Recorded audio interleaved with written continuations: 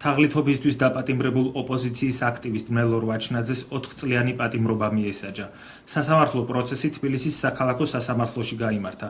მელორ ვაჩნაძეს ბრალი თაღლითობის 4 ეპიზოდში ედება. სახელმწიფო ბრალმდებელმა ნანა ხუჭუამ გასული წლის ზაფხულში დაკავებული მელორ ვაჩნაძისთვის 9 წლიანი პატიმრობა მოითხოვა. მოსამართლე ბადრიკო ჭლამაზაშვილმა ადვოკატ ნათია კორკოტაძის მოთხოვნა ნაწილობრივ გაითვალისწინა და მას 4 წლიანი პატიმრობა შეუყარდა. მელორ ვაჩნაძეს ბრალად ედებოდა 4 ეპიზოდი ტელეფონების ფაქტთან დაკავშირებით და 1 ეპიზოდი ავტომანქანასთან დაკავშირებით. და ის ტელეფონების ფაქტთან დაკავშირებით 4 ეპიზოდი მოსამართლემ გააერთიანა.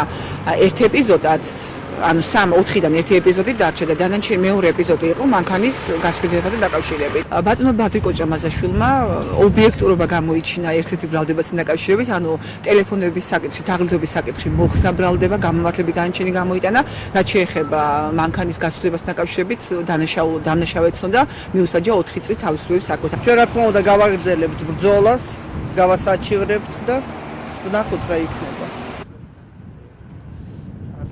მადლობა.